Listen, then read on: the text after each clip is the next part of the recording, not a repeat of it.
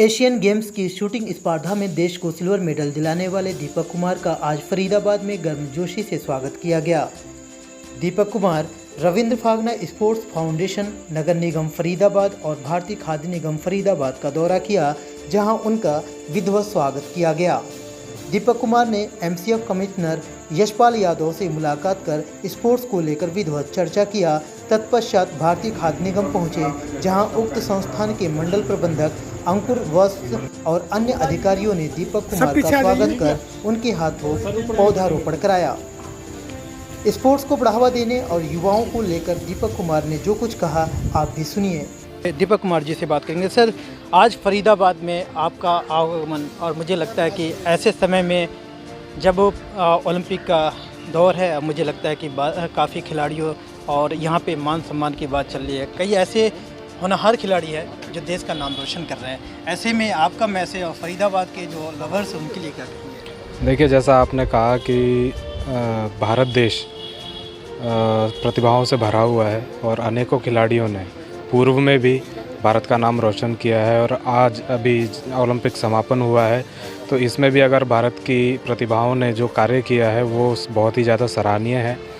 और संदेश फरीदाबाद के लोगों के लिए सिर्फ इतना ही कि अपनी प्रतिभा को पहचानिए, अपने अंदर जो योग्यता है उसको निखारिए और अपने भविष्य को चमकाइए, जिससे कि आप अपने ग्राम, सभा और परिवार का, स्टेट का नाम रोशन कर सकते हैं। विश्व कीर्ति पटल पर जाकर के भारत का तिरंगा उठा सकते हैं और ओलंपिक जैसे खेलों में पदक प्राप्त करके भारत माता को गौरवान्वित कर सकते हैं।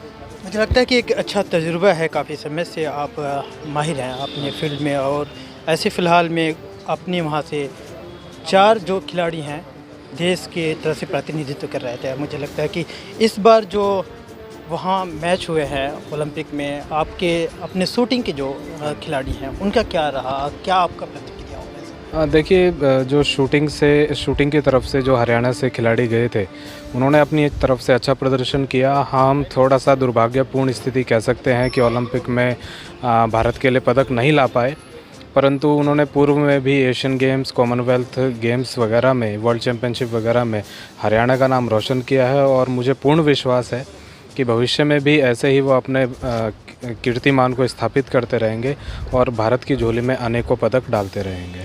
सर, लास्ट क्वेश्चन ये है कि मुझे जहाँ तक जानकारी मिला है कि वैसे तो आज मॉडर्न टाइम में हम सारे रह रहे हैं, और जो भी खिलाड़ियाँ किसी भी फील्ड के हो वो मॉडर्न टाइम को ही एक्नॉलेज करते हैं, लेकिन आपने जो गुरुकुल पद्धति है उसको आपने अडॉप्ट करा और हर जगह कहीं ना कहीं आप अपनी छाप छोड़ते हैं। गुरुकुल पद्धति के बारे में क्या?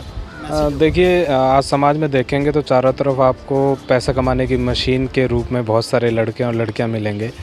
तो गुरुकुल ऐसी पृष्ठभूमि है, एक ऐसी भूमि है जहां पर रह कर के इंसान को इंसान बनने का मौका मिलता है, अपने आप को पहचानने का मौका मिलता है, और समाज में आकर के जब वो वहाँ से पढ़ाई करके आता है, समाज में अपने अच्छाइयों से समाज को एक सही मार्ग पर लाने की कोशिश करता है। तो गुरुकुल भूमि से निकल कर के अनेकों ऐसे विद्यार्थी रहे हैं जिन्होंने देश के सम्मान में अनेकों ऐसे कार्य किए हैं जिनको अगर मैं गिनाने लगूं तो शायद पूरा दिन यहीं पर बीत जाएगा। तो मुझे गर्व है कि मैं ऐसे गुरुकुल भूमि से बिलोंग करता हूं, और भविष्य में मैं आने वाली जो पीढ़ी है भारत की, मैं ये देख पा रहा हूँ कि गुरुकुल की जो व्यवस्था थी अभी वो समापन की ओर है। सारे गुरुकुल बंद होते जा रहे हैं, बिकॉज़ हमारे देश में जो पाश्चात्य संस्कृति बढ़ती जा रही है, जिसके तहत हम देखेंगे कि हम संस्कारों की कमी के कारण आज की डेट में हम देखते हैं कि बच्चे अपने माता पिता का जो एक सत्कार करना चाहिए वो ना करके उनको दुत्कारते हैं। तो गुरुकुल पद्धति एटलीस्ट उनको ऐसी व्यवस्था प्रदान करती है कि एटलीस्ट अपने माता पिता के प्रति, अपने समाज के प्रति अपनी एक जिम्मेदारी सोच करके अपने देश को आगे बढ़ाते हैं, अपने परिवार को आगे बढ़ाते हैं, अपने समाज को आगे बढ़ाते हैं। मुझे लगता है कि आज फरीदाबाद में कमिश्नर यशपाल यादव जी से मुलाकात हुई, हालांकि वो खुद ही एक स्पोर्ट्समैन है।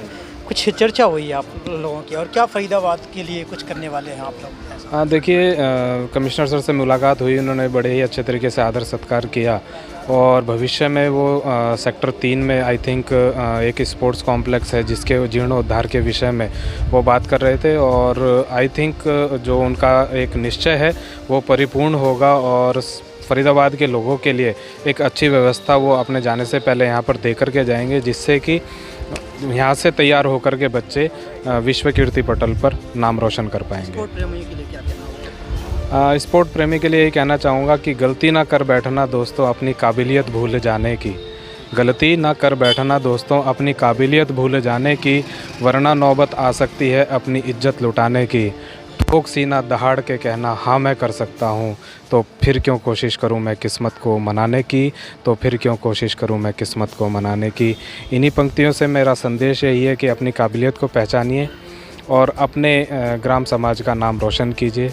इन्हीं शब्दों के साथ अपनी वाणी को विराम दूंगा। धन्यवाद। सर, मुझे लगता है कि आजकल स्पोर्ट्स खिलाड़ी जो हैं उनके लिए मुझे लगता है कि जो सम्मान समारोह बहुत तेज़ी से चल रहा है, अब पूरे देश भर में चल रहा है। तो ऐसे में फरीदाबाद में भारतीय खाद्य निगम में भी आज दीपक कुमार जी को मोस्ट वेलकम किया गया है। तो ऐसे में क्या आप लोगों का मैसेज और किस बात के लिए आज? देखिए, खिलाड़ी जैसा भी हो, चाहे वो एक खिलाड़ी को 137 करोड़ लोगों को क्या प्रतिनिधित्व करना ओलंपिक्स जैसे इवेंट में अपने आप में एक बहुत सम्मानजनक चीज़ है।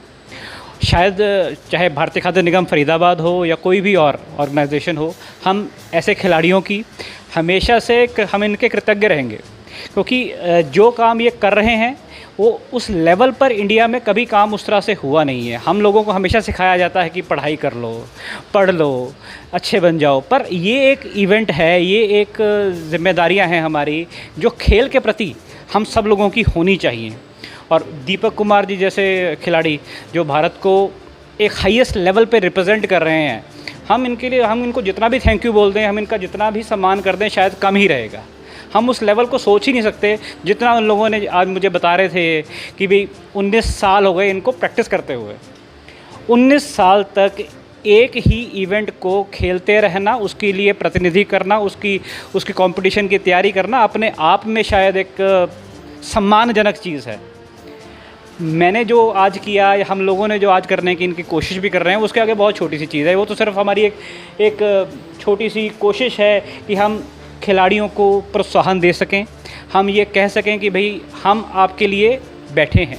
मुझे लगा कि जिस तरीके से आप लोग ऑफिस में बैठ के आपस में डिस्कस कर रहे हैं, बहुत ज़्यादा क्यूरियोसिटी आपके अंदर भी मैंने देखा। और मुझे लगता है कि इस तरीके का जो आप लोगों की चर्चा हो रहे थे, इसका कुछ उदाहरण यहाँ देखने को मिलेगा क्या? क्योंकि आपके पास भी टीम, अच्छी खासी टीम है, आपके होनहार साथी हैं जो आपके साथ में कलीग हैं, काम कर रहे हैं। हमारे यहाँ पर कोविड से पहले तो हमारे यहाँ पर प्रतिवर्ष रीजनल लेवल पे भी और नेशनल लेवल पर भी हमारे यहाँ पे स्पोर्ट्स टूर्नामेंट होते रहते हैं, जिनसे कि चाहे कोई ऑफिशियल है, ऑफिसर है, कर्मचारी है, वो चाहे प्रोफेशनल स्पोर्ट्स प्लेयर है या नहीं है, पर वो खेल सकता है apart from your normal work. वो खेलने के लिए हम उनको बोलते हैं।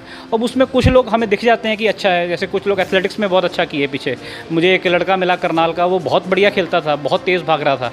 एंड हमें नहीं लगता था कि वो कि एक FCI जैसे ऑर्गेनाइजेशन में जो कि नॉन स्पोर्ट्स कोटा पर्सन था, और वो बढ़िया। ऐसे कुछ लोग हमें दिख जाते हैं और हम उनको प्रोत्साहन करते भी हैं कि वो अपना खेल सकें आगे। दीपक सर, मुझे लगता है कि जिस तरीके से आप यहाँ भी भारतीय खाद्य निगम डिपार्टमेंट के लोगों के साथ में वार्तालाप हुआ है, और यहाँ के जो कर्मचारी हैं उनके लिए क्या आपका पैगाम होगा? देखिए, जैसा सर ने बताया कि FCI बहुत अच्छे लेवल पे अपने खिलाड़ियों को स्पेस देती है, उनके इच्छा शक्ति को पूर्ण करने में अपना भरपूर योगदान देती है।